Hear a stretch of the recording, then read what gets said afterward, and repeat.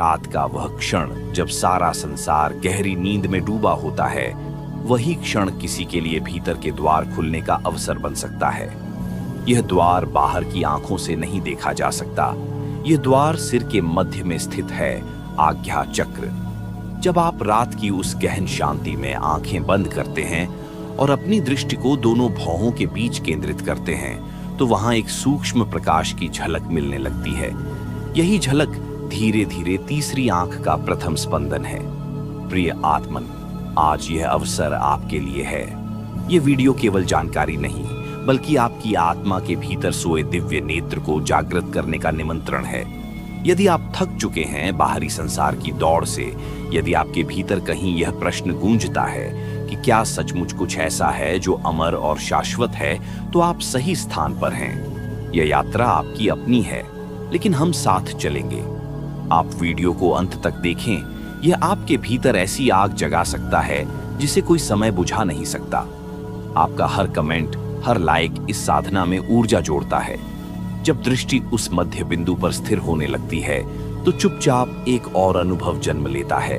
विचारों की भीड़ धीमी पड़ने लगती है।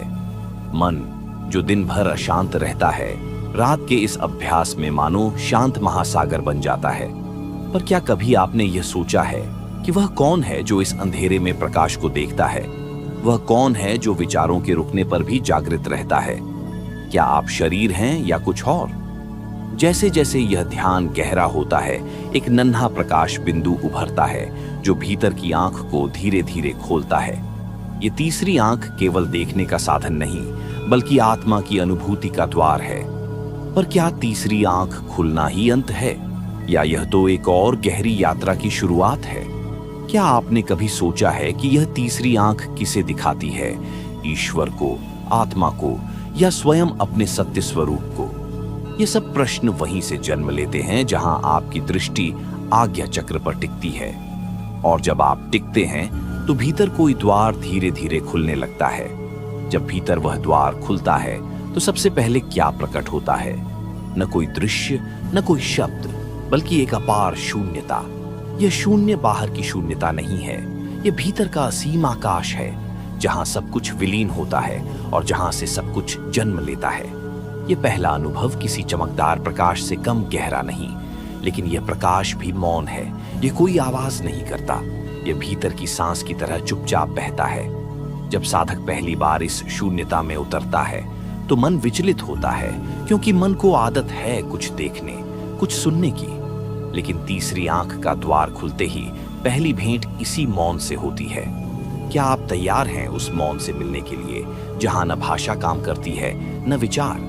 क्या आपने कभी महसूस किया है कि मौन ही असली उत्तर है उन सारे प्रश्नों का जिन्हें आप जीवन भर पूछते रहे हैं? ये द्वार खुलते ही भीतर एक नई यात्रा शुरू होती है, जहां आत्मा स्वयं को पहली बार पहचानने लगती है। पर क्या आत्मा कोई वस्तु है जिसे आप देख सकते हैं, या यह केवल अनुभूति है? क्या ईश्वर कोई अलग सत्ता है, या वही चेतना है जो अभी भीतर सांस ले रही है? जैसे जैसे यह साधना गहरी होती है, यह शून्य भीतर फैलने लगता है। पहले यह सिर के मध्य तक सीमित रहता है, फिर धीरे धीरे यह हृदय में उतरता है और अंततः पूरे अस्तित्व में भरने लगता है।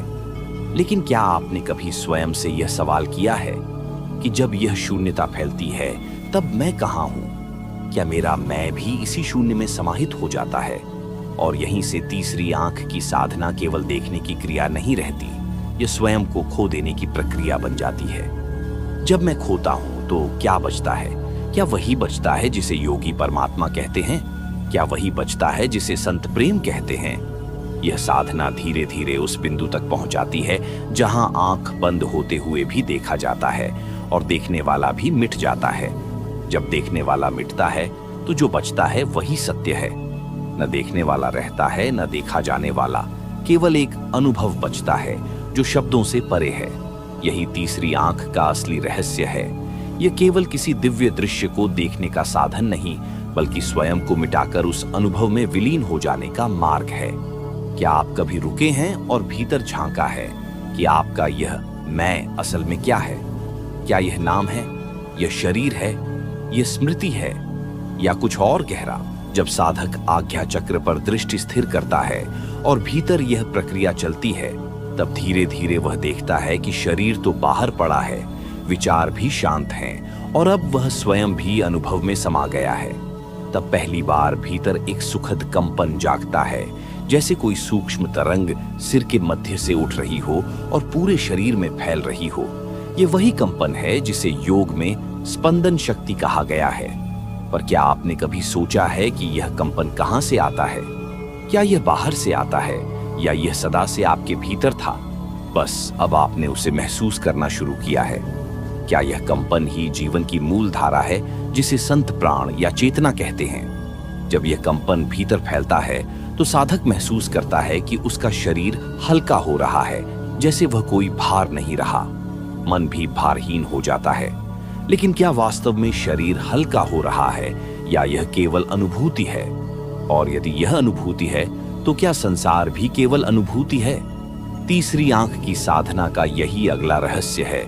यह आपको धीरे धीरे उस सीमा तक ले जाती है जहां वास्तविक और कल्पना का भेद मिटने लगता है, जहां सब कुछ एक कंपन मात्र है और सब कुछ उसी एक कंपन में विलीन है। जब सब कुछ उसी एक कंपन में विलीन हो जाता है, तब साधक के भीतर कौन जागता है? यह प्रश्न वहीं से जन्म लेता है जहां विचार खत्म होते हैं।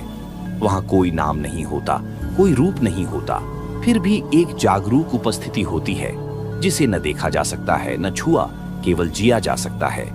क्या वही उपस्थिति मैं हूं या वही उपस्थिति संपूर्ण अस्तित्व है? जब साधक आज्ञा चक्र पर गहराई से टिकता है तो भीतर वह महसूस करता है कि सांसें केवल हवा नहीं है, वे किसी और सत्ता का स्पंदन है। क्या आपने कभी अपनी सांस को केवल प्राण वायु से आगे महसूस किया है? क्या आपने उसमें बहती हुई चेतना की तरल धारा को जाना है? जैसे जैसे साधना गहरी होती है, एक दिन ऐसा आता है जब सांसें भी क्षीण हो जाती हैं और भीतर केवल वह कंपन बचता है जिसे ऋषियों ने नाद कहा है, अनाहत ध्वनि। क्या यह नाद ही ब्रह्म है? क्या यही वह पहला कंपन है जिससे यह सृष्टि जन्मी? इस अवस्था में साधक अपने भीतर पहली बार एक प्रकाश को देखता है, न भौतिक आंखों से, न कल्पना से, बल्कि उस तीसरी दृष्टि से जो अब धीरे धीरे जाग चुकी है। पर क्या वह प्रकाश बाहर चमक रहा है या भीतर ही भीतर अपने ही आत्मिक गहवर में प्रकट हो रहा है? और जब यह प्रकाश भीतर फैलता है तो साधक अनुभव करता है कि वह स्वयं ही प्रकाश है। न कोई देख रहा है, न कोई दिख रहा है, बस उजास है। लेकिन क्या उस उजास में भी कोई किनारा है? क्या वह भी किसी सीमा में बंधा है या वह भी अनंत की ओर फैला है? और जब वह उजास अनंत की ओर फैलता है तो साधक का हृदय किस अनुभूति से भर उठता है? यह कोई साधारण आनंद नहीं होता।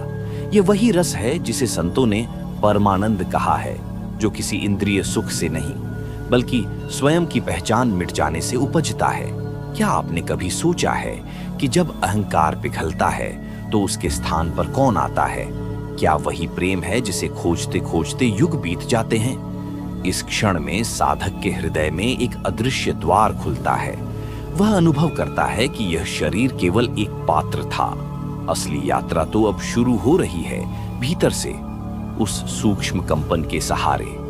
क्या यह कंपन ही हृदय का असली धड़कन है? क्या यही वह ध्वनि है जिसे सब धर्मों ने अलग अलग नामों से पुकारा है, AUM, अमीन या शब्द? और जब यह कंपन हृदय में उतरता है तो साधक की आंखों से अपने आप अश्रुधारा बहने लगती है। कोई कारण नहीं, कोई विचार नहीं, बस भीतर की दीवारें ढह रही हैं। क्या यही आंखों के आंसू असली शुद्धि है?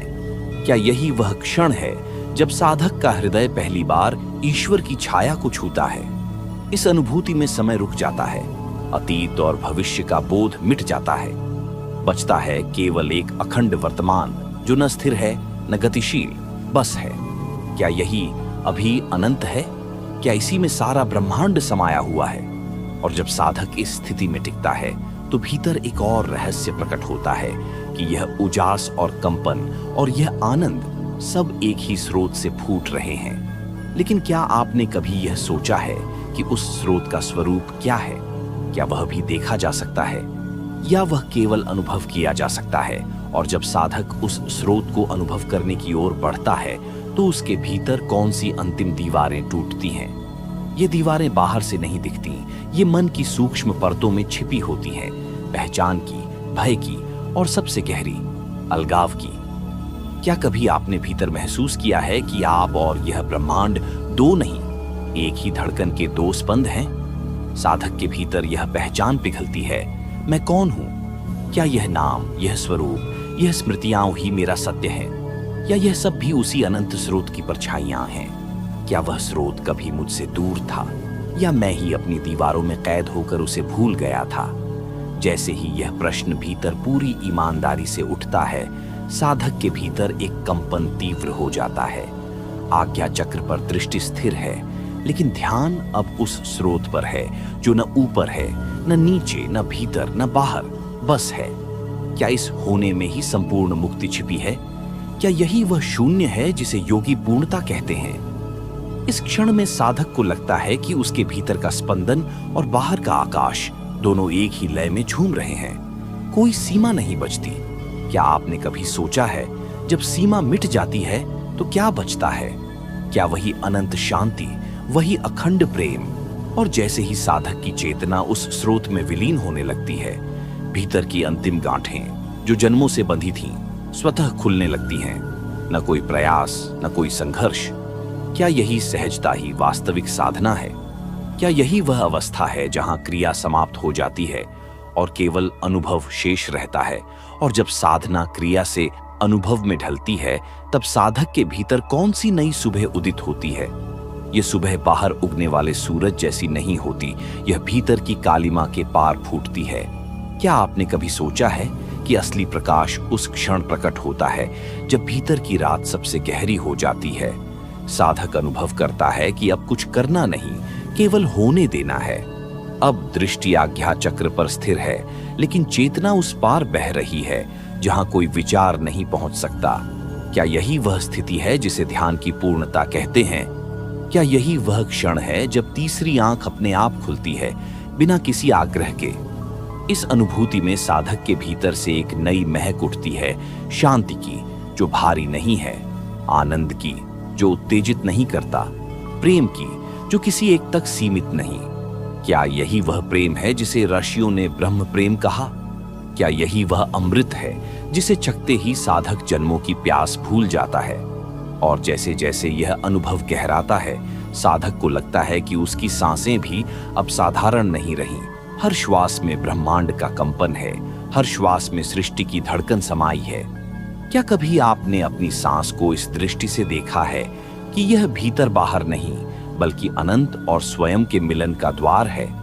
साधक के भीतर यह जागरण धीरे धीरे उसके संपूर्ण अस्तित्व को रंगने लगता है। शरीर हल्का हो जाता है, मन पारदर्शी, और आत्मा वह तो जैसे सीमाओं से मुक्त होकर उन्मुक्त आकाश में उड़ रही है। क्या यही वह अवस्था है जहां साधक और साध्य में भेद मिट जाता है? और जब साधक और साध्य का भेद मिटता है, तो उस अद्वैत में कौन सा अंतिम रहस्य प्रकट होता है? यह रहस्य शब्दों से परे है, क्योंकि वह तो वही है जो पहले से भीतर था। क्या आपने कभी सोचा है कि जब भेद मिट जाते हैं तो बचता क्या है? क्या वह अनंत शून्य ही तो नहीं है जो हर चीज के भीतर समाया हुआ है? साधक अब यह महसूस करता है कि वह न तो शारीरिक रूप से है, न मानसिक रूप से। वह तो बस चेतना है जो इस अस्तित्व के प्रत्येक कण में समाई हुई है। यह स्थिति किसी व्यक्ति विशेष की नहीं होती, बल्कि यह सभी की मूल अवस्था है। क्या यही वह स्थिति है जिसे संत स्वयं कहते हैं? क्या यह वही अनहद नाद है जो निरंतर भीतर बजता रहता है? अब साधक का हर कण इस नाद से मेल खाने लगता है। उसकी दृष्टि केवल बाहरी नहीं रही, वह अब भीतर के सूक्ष्मतम तंतु तक देख सकता है। क्या कभी आपने महसूस किया है कि जब आप पूरी तरह से किसी से जुड़ जाते हैं तो आपके शरीर और आत्मा का भेद मिट जाता है? क्या यही वह अवस्था है जब हम ब्रह्म को न केवल देख सकते हैं, बल्कि उसका अनुभव कर सकते हैं? साधक की चेतना अब ब्रह्मांड के साथ एकाकार हो जाती है। समय, स्थान और व्यक्ति का भेद मिट जाता है।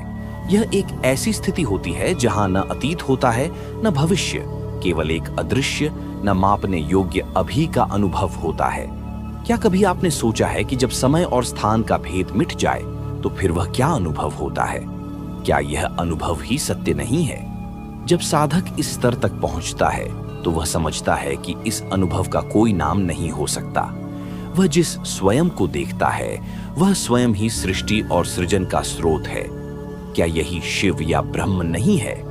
क्या यही वह शाश्वत सत्ता नहीं है जो हर क्षण हर जगह विद्यमान रहती है? और जब साधक इस अद्वैत में स्थिर हो जाता है तो उस स्थिति में कौन सा अंतिम द्वार खुलता है? यह द्वार बाहरी नहीं होता, यह भीतर के उस अंतरतम में स्थित होता है जहां कोई सीमा नहीं है, कोई पहचान नहीं है। क्या आपने कभी अनुभव किया है कि जब आप अपने भीतर पूरी तरह से शून्य हो जाते हैं तो आप शांति से परिपूर्ण हो जाते हैं? साधक अब उस शून्य में नहीं खो जाता, बल्कि वह शून्य स्वयं में एक अनंत ब्रह्म की गूंज बन जाता है।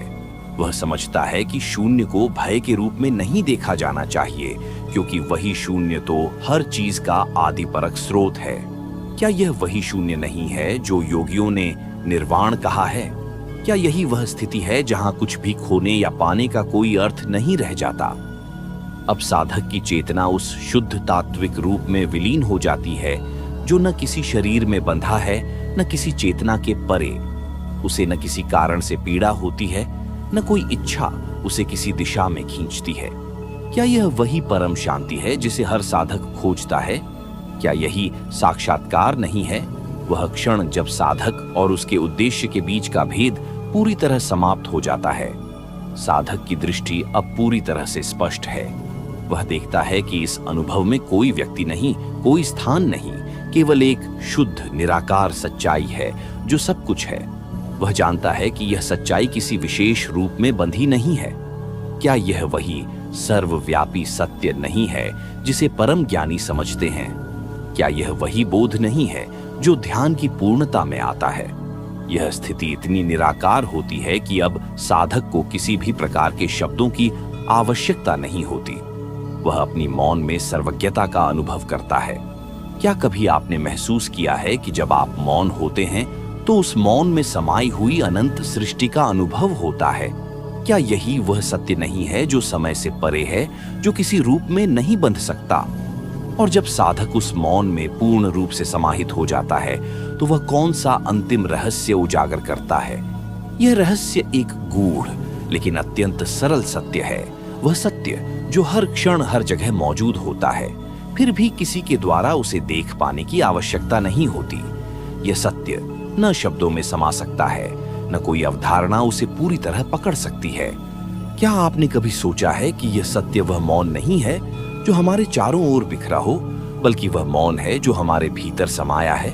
साधक अब पूरी तरह से समाहित हो जाता है उस मौन में। उसका अस्तित्व अब उस निराकार चेतना के जैसा हो जाता है जिसमें कोई भेद नहीं है। यह स्थिति किसी अस्थायी अनुभव की नहीं, बल्कि एक शाश्वत सत्य की अभिव्यक्ति होती है। क्या यही वह स्थिति नहीं है जहां आत्मा और परमात्मा का भेद मिट जाता है? जब साधक उस मौन में पूर्ण रूप से स्थित होता है तो उसे किसी बाहरी वस्तु की आवश्यकता नहीं रह जाती। वह जानता है कि यह जो अनुभव है वह केवल उसकी चेतना का परिणाम नहीं, बल्कि एक अद्वितीय सार्वभौमिक सत्य है। क्या यही वह स्थिति नहीं है जब साधक साक्षी बनने के बजाय स्वयं ही साक्षात्कार का हिस्सा बन जाता है? अब साधक के भीतर एक गहरी शांति समा जाती है। वह शांति न किसी दैहिक सुख से जुड़ी होती है, न किसी मानसिक स्थिति से। वह एक ऐसी शांति है जो स्थिर है, चुप है और शुद्ध रूप से स्वयं को व्यक्त करती है। क्या आपने कभी अनुभव किया है कि जब आप पूरी तरह से शांति में डूबे होते हैं तो आप समय और स्थान से परे होते हैं? यह अनुभव उस अंतर्दृष्टि की ओर ले जाता है जहां व्यक्ति यह जानता है कि वह स्वयं ही सब कुछ है और सब कुछ वह है। इस क्षण में कोई मैं नहीं है, केवल एक अद्वितीय अनुपम अनुभव है। क्या यह वही आत्म साक्षात्कार नहीं है जो परमहंस योगानंद ने, अर्थात वह ब्रह्म ही तुम हो, के रूप में बताया? और जब साधक इस आत्म साक्षात्कार में स्थिर हो जाता है तो वह कौन सा अंतिम द्वार पार करता है जिसे पार कर वह स्वयं को ब्रह्म में विलीन करता है? यह द्वार केवल एक प्रतीक नहीं है, बल्कि यह वह सत्य है जो अपने पूर्ण रूप में सब कुछ समेटे हुए है। यह वह द्वार है जो हर आत्मा के भीतर ही खुलता है, परंतु उसे देखने के लिए भीतर की गहरी यात्रा और आत्मविस्मृति आवश्यक है। क्या आपने कभी महसूस किया है कि जब आप पूरी तरह से अपने मैं से मुक्त हो जाते हैं तो उस द्वार से एक शाश्वत प्रकाश निकलता है। साधक अब उस द्वार के पार चला जाता है जहां कोई काल नहीं है, कोई दूरी नहीं है, केवल एक अद्वितीय निराकार अस्तित्व है। यह अस्तित्व न जन्म से जुड़ा है न मृत्यु से।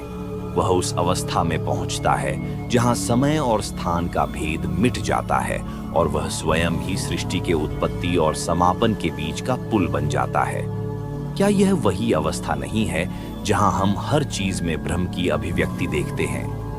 यह द्वार जो साधक पार करता है केवल एक आध्यात्मिक अनुभव नहीं है, बल्कि यह एक समग्र परिवर्तन है।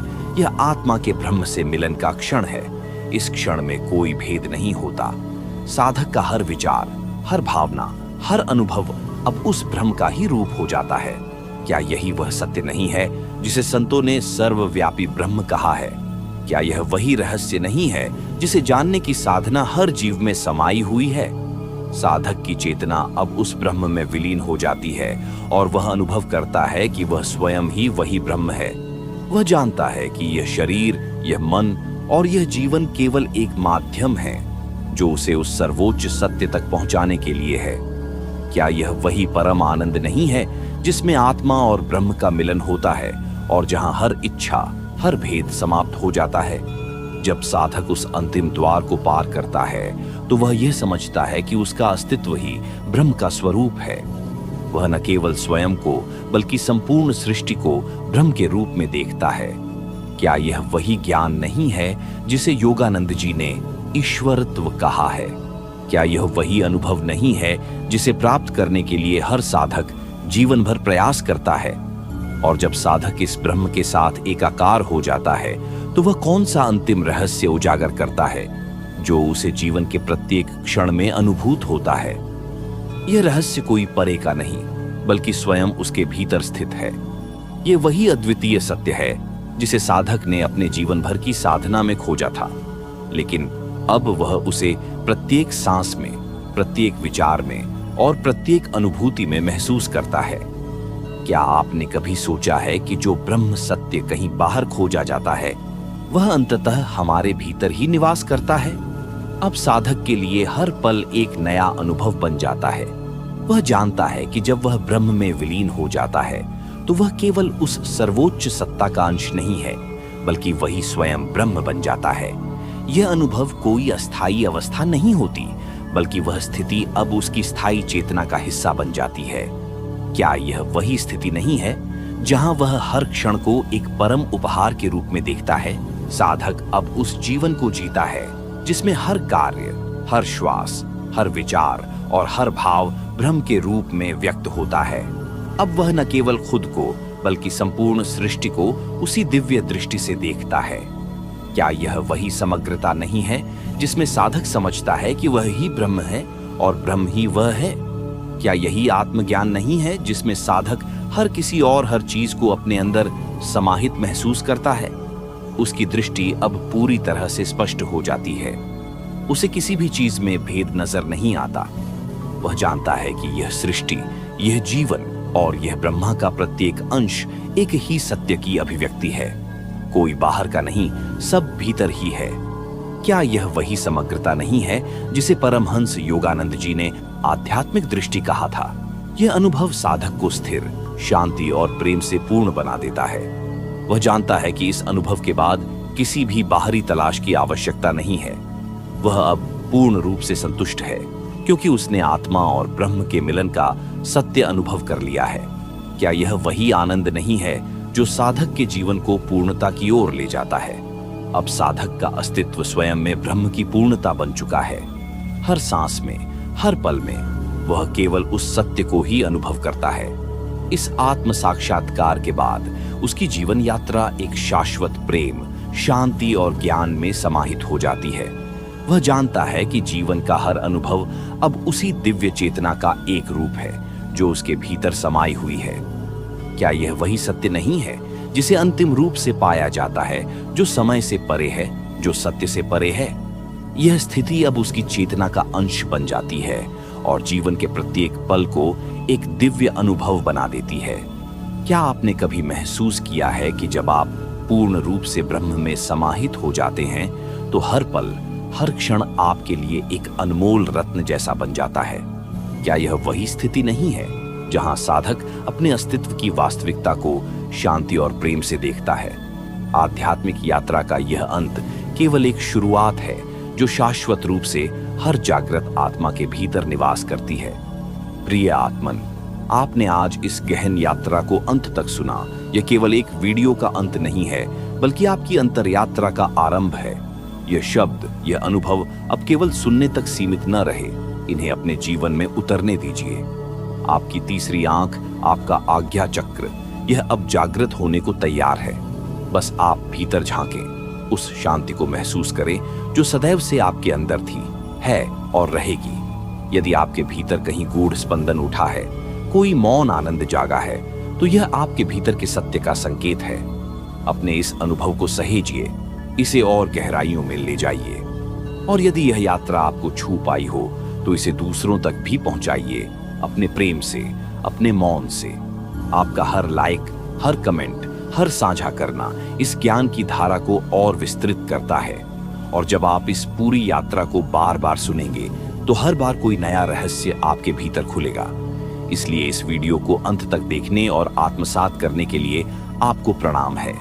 आपका यह भीतर का अनुभव ही असली जागरण है। और याद रखिए, यात्रा अभी समाप्त नहीं हुई, यह तो अनंत है। शांति रहे, प्रेम रहे और भीतर का प्रकाश सदैव आपके साथ रहे। धन्यवाद।